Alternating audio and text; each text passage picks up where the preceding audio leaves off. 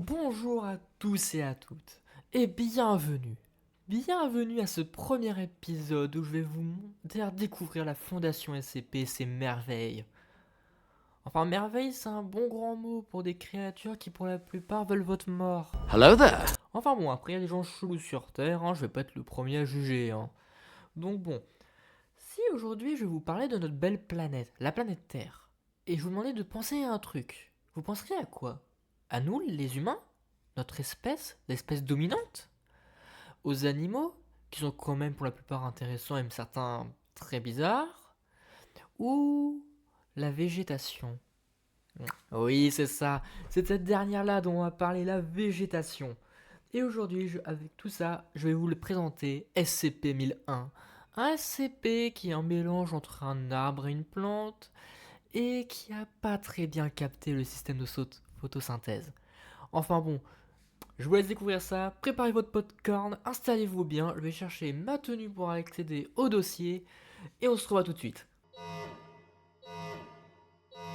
C'est bon? Vous êtes bien installés? Vous avez récupéré votre popcorn ou peu importe ce que vous allez bouffer pendant cet épisode? Et dans ce cas, c'est parti. SCP-1001 est une sorte de plante-arbre qui appartient à l'espèce des Welwitschia. Oh punaise, arrêtez de me mettre des noms compliqués, je sens que ça va mal commencer ce premier épisode. Des Welwitschia. Cependant, son apparence est pas mal différente de ses frères et sœurs en plusieurs points. Et vient là la partie où c'est une sorte de plante-arbre. C'est que déjà, son tronc est semblable à celui d'un arbre. Il fait 180 cm de large et 5 mètres de long. 2 mètres au-dessus du sol, 3 mètres en dessous. C'est un peu inutile, mais bon, je suis pas une plante. Look at the top of his head. Et justement, c'est la différence, c'est que le premier, l'autre est à 2 mètres du sol, alors que ses congénères sont littéralement collés à ce dernier. Mais les différences ne s'arrêtent pas là. La seconde différence peut voir au niveau de ses feuilles qui font 6 mètres de long, bordel, c'est 3 fois la taille habituelle. Enfin bon, ces feuilles sont bordées de barbelés piquants et peuvent sécréter une résine qui est semblable à de la poix, qui est utilisée pour vérifier l'étanchéité de ce qui est alliage. Les feuilles de cette dernière entité peuvent aussi se mouvoir avec une force et dextérité incroyables. C'est qui est pas étonnant forcément pour une plante de bouger, je veux dire, les plantes carnivores et autres peuvent bouger, mais pour un sort d'arbre, c'est une première, on va se croire dans un Harry Potter les refs. Enfin bon, l'intérieur de son tronc est tout simplement creux, une ouverture directe vers son apex qui est remplie d'une solution hautement caustique d'acide hydrochlorique et d'enzymes digestives. C'est tout simplement, si vous voulez, un copier des urnes des Nephantes qui peuvent... Attendez, un arbre géant avec le système digestif d'un Nephantes. Oh bordel de merde, c'est pas une plante ou un arbre, c'est un Pokémon. C'est un Piflore. Ces bâtards ont trouvé en Piflore. Bon, je vais chercher mes Pokéballs juste après. Le site Bio 103 va avoir ma petite visite. Non, mais ça, on va commencer notre rêve de devenir dresseur. Mais bon, on va faire gaffe, parce qu'il faut noter que cette solution est quand même capable de réduire 50 kg de tissus ou animaux, ce qui est pas rien, en une bouillie en à peine 20 minutes chrono. C'est un petit peu abusif, j'ai pas intérêt à tomber là-dedans. Bon, techniquement, à ce stade, vous dites, bon bah, c'est une plante arbre trop grand, qui est comme en piflore, où est le problème? Bah le problème c'est là, c'est que comme en piflore, ce truc, et bah c'est nous qui sommes au régime. Putain de merde! Qu'est-ce qu'on a fait pour mériter tout simplement ça? Que le 3 quarts des entités SCP qui mangent de la viande, qui sont carnivores, et bah que ce soit nous qui va le bouffer. Ah. Ah oui, j'avais oublié ça. J'avais oublié, c'est con. Bon bah, j'ai rien dit. On a bien mérité. Fait chier quand même. En effet, ce truc est carnivore. Et pourquoi? Parce que les feuilles de SCP-1001 ne produisent que 50% des besoins caloriques que est fait par la photosynthèse, ce qui le force à être carnivore. Et oui, sa technique de chasse est comparable à celle d'un poisson très moche à mon goût. Je veux dire, regardez-moi ça. La Parachlichtis. Bon, j'en ai marre des trucs avec des noms de cons, putain! En effet, ces feuilles entrent dans le sable, et quand un animal d'au moins 40 kg, bon, bah fuck, je rentre dans le tas, passe, il le chope par le corbac, le fout dans sa poche d'acide et c'est parti pour un bon replat. Cependant, je dois rappeler un truc, c'est que le truc vit dans un désert. Il a été trouvé là-bas en tout cas. Autant dire, la technique va pas être très efficace tout le temps, hein, en particulier sur les trucs de 40 kg. C'est pour ça qu'il a développé une capacité vraiment effrayante de sa mère, si vous voulez mon avis. Et c'est quoi? Le mimétisme audio. Ça, Kezako.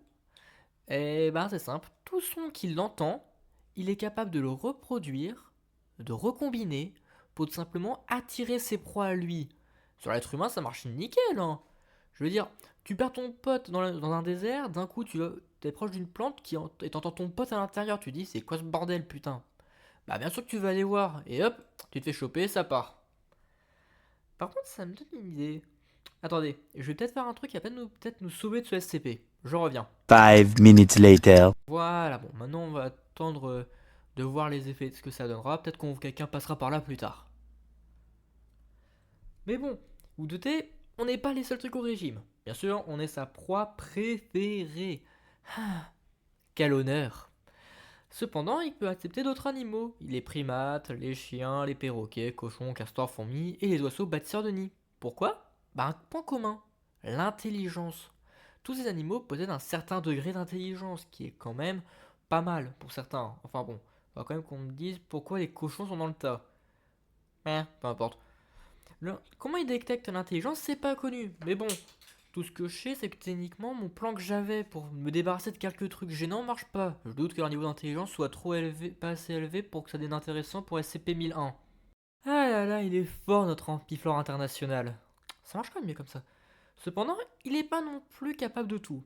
On peut noter qu'il est incapable de digérer tout ce qui est décidure. Donc, pas de soucis pour vos os, vous inquiétez pas. Enfin, j'espère que si c'est que de vos os que vous vous inquiétez, il y a quand même un problème, les refs. Hein. Bah, surtout qu'au final, ça va pas servir à rien pour lui non plus. SCP-1001 est capable de créer des motifs complexes que sont en souterrain avec les os. Ces motifs ressembleraient à quelque chose en lien avec les Nazca et à des mandalas religieux devenant d'un autre SCP. Malheureusement, le SCP n'est pas précisé lequel, donc aucune idée. Peut-être qu'on le devinera un jour. C'est donné que le docteur Glastonbury, docteur en charge de SCP-1001, a se demandé si les motifs n'auraient pas des effets anormaux. Intéressant, mais bon, on n'avait pas eu d'infos de plus sur le dossier, donc quelqu'un a dû oublier de le mettre à jour. C'est malin, putain, on va aller voir Martine après. Bon. Du confinement, bah c'est rien d'exceptionnel. C'est une plante arbre, ça va pas bouger, y a pas besoin de faire des trucs de malade. Il est tout simplement contenu dans le site Bio 103, dans une serre renforcée, où il est arrosé, fertilisé, spordiquement. Putain, c'est quoi ces mots dans le dossier? Merde! Je commençais à m'inquiéter sur ma capacité à parler. Hein. Bon, en tout cas, bon, une fois tous les mois, il doit être aussi donné 20 kg de suppléments nutritionnels M1-1001-R8. La teneur en protéines ne doit pas dépasser 40% de sa masse et doit être dérivée d'animal, de cochons, chiens ou d'espèces intelligentes qui sont comparables. Attends, j'espère quand même qu'il dit chien que pour l'exemple, hein, parce que putain, s'il balance des chiens ce truc. Putain, mais dehors! Au niveau de sa découverte, SCP-1001 a été découvert dans les années 1800. À cette époque, l'entité avait eu pas mal de victimes, et ça se voyait au niveau des os. Il avait eu le temps de faire un beau petit motif Picasso de circulaire de 18 mètres de diamètre et 8 mètres de profondeur, avec des os. Je vous laisse deviner le nombre de cadavres qu'il a dû bouffer. Les tribus indigènes qui étaient proches faisaient des sacrifices humains plutôt réguliers à l'entité. Elles considéraient son provenance de divine et avaient une peur religieuse de ce truc. Les sacrifices se passaient d'une manière très précise. Des prêtres escortaient le sacrifice jusqu'à SCP-1001, en suivant une avenue délimitée très précise. Cette avenue correspondait bizarrement avec les motifs en os autour de SCP-1001. Corrélation totalement sûre en fait. Effets anormaux quand même pas sûr malheureusement, on n'a toujours pas d'infos. Cependant, il se passait quelque chose.